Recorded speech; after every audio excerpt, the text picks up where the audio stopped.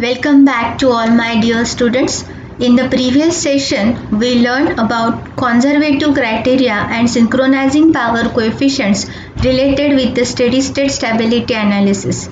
Today, we are going to see some numericals based on it. So, are you ready? Yes.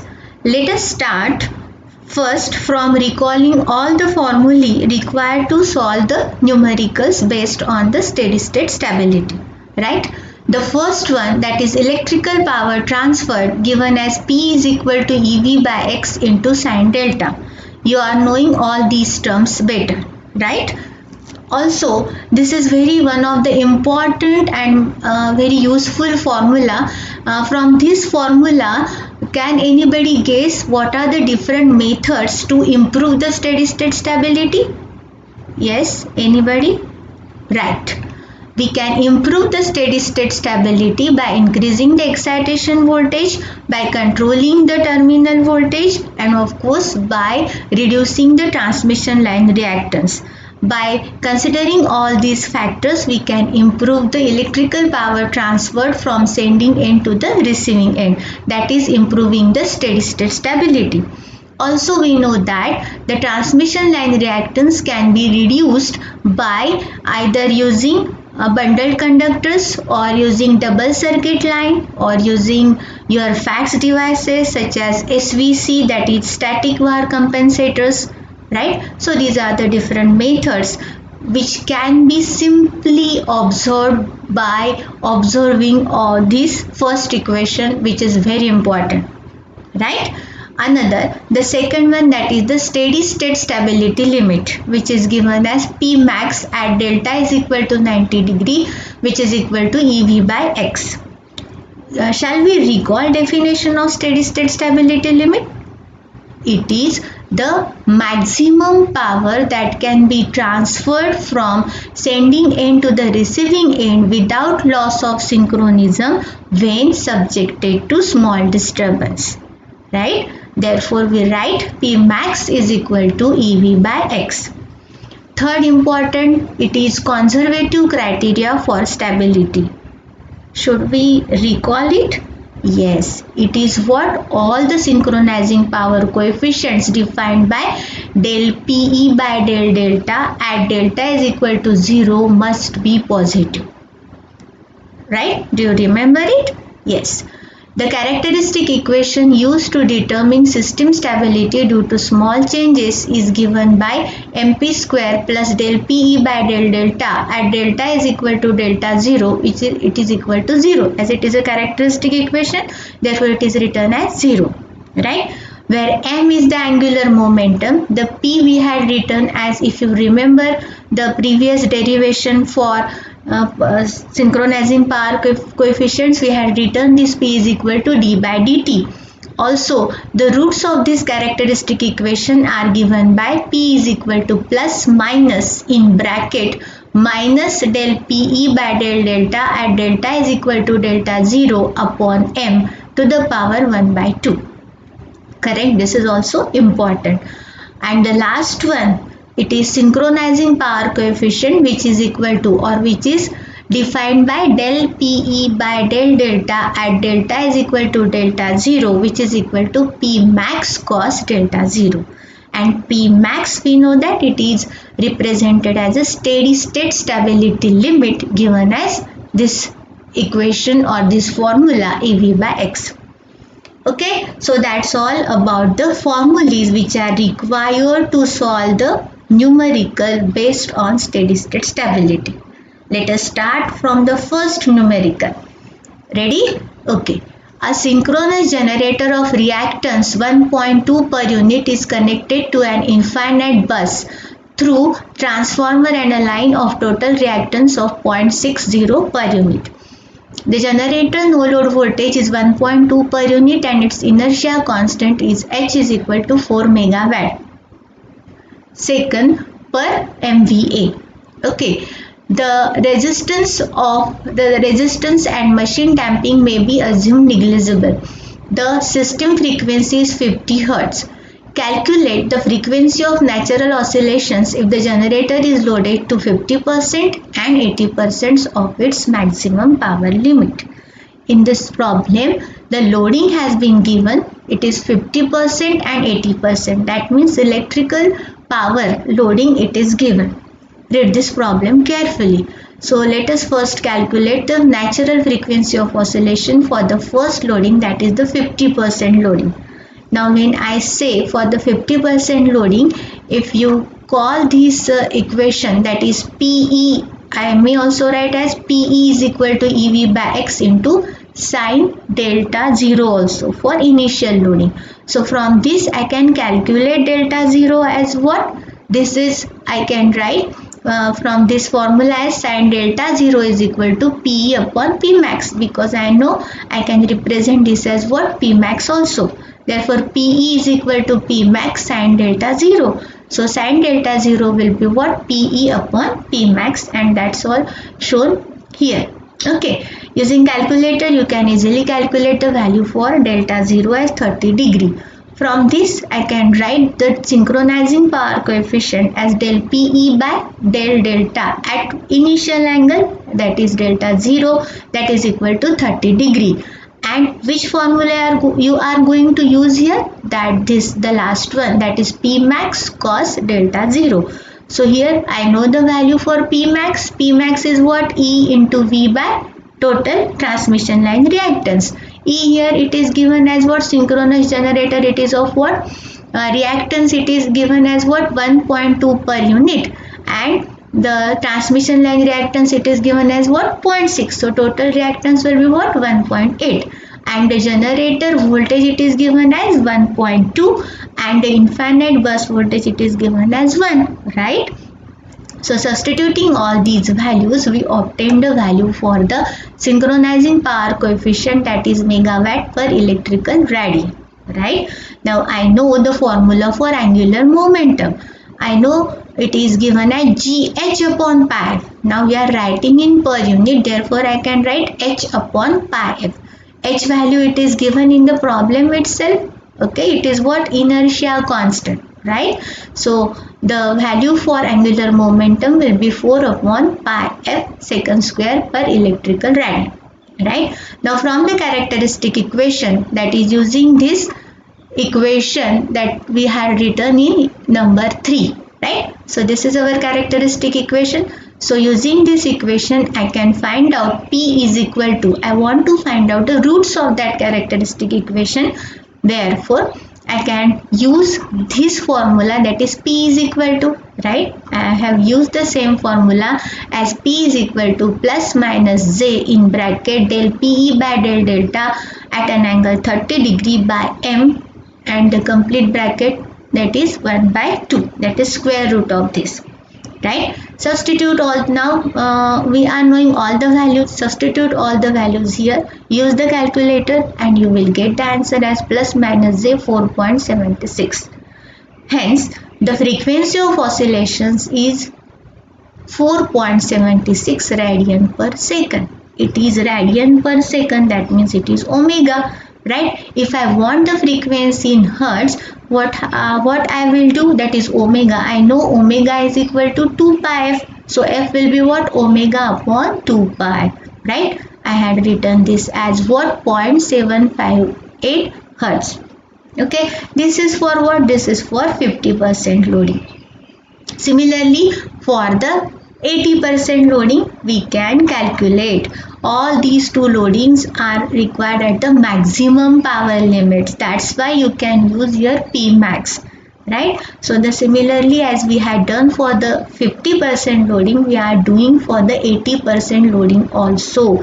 The same steps we are carrying, only the values will be different since the loading it is 80%. So I have to write here 0.8. And using calculator I can calculate delta 0. Okay, then else it is the similar with the previous one. So by using calculator we can find here the frequency of oscillations for 80% loading will be 0.63 hertz, right? Getting me? Okay, let us switch over to second problem. Read the problem carefully. Okay, So find the steady state power limit of a system consisting of a generator equivalent reactance 0.50 per unit connected to an infinite bus through a series reactance of 1 per unit. The terminal voltage of the generator is held at 1.20 per unit and the voltage of the infinite bus is 1 per unit. The system it is as shown in this diagram. You can easily observe here. Okay, this is E angle delta, then this is the generator side reactance, therefore I had written as xt is equal to 0.5, then on the load side reactance x is equal to 1, the terminal voltage value it is given as 1.2 angle theta and the infinite bus voltage it is given as 1 at an angle 0 degree. Okay, so if I consider the two circuits are there, this is a one closed circuit and this is another closed circuit.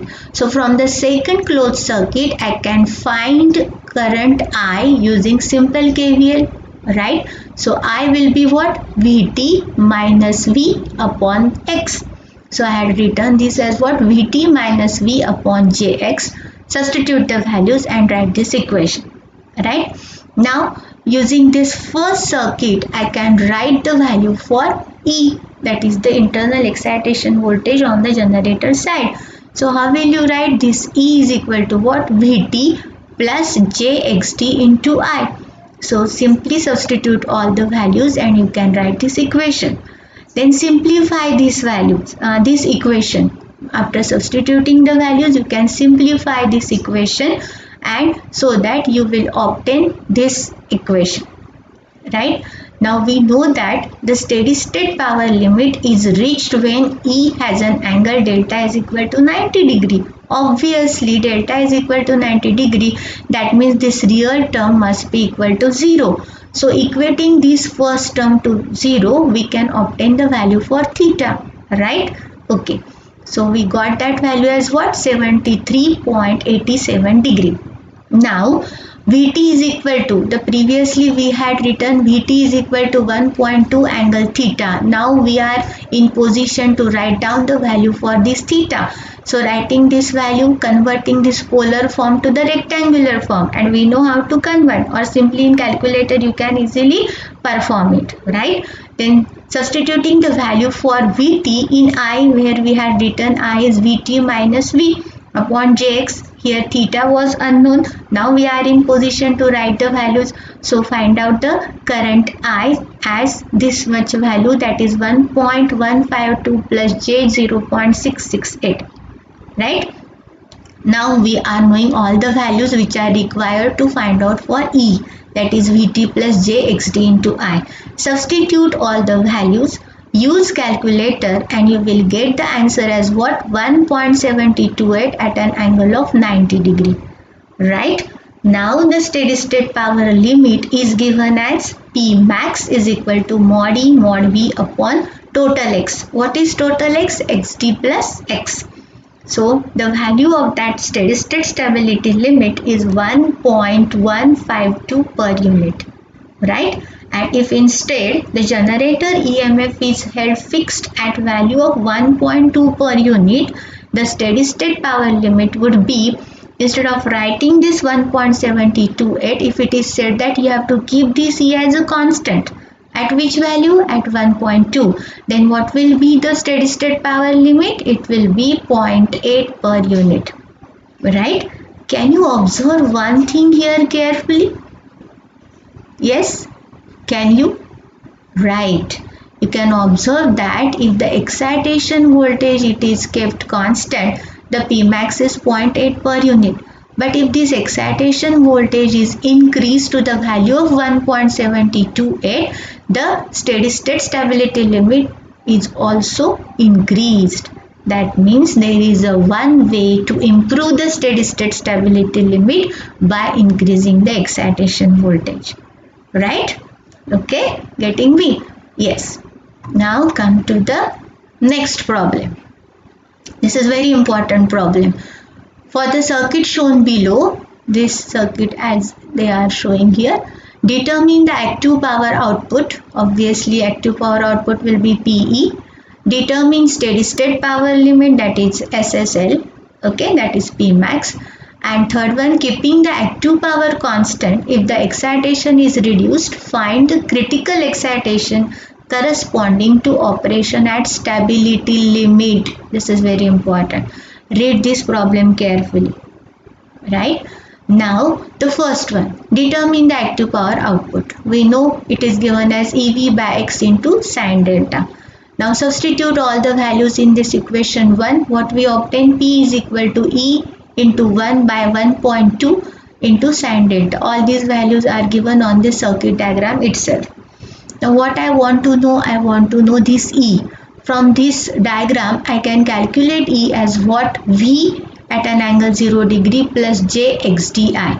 Right? So substitute all the values here. I, it is given as 1 per unit at 0.8 power factor lagging. Therefore, I can write 0.8 power factor lagging as minus 36.86.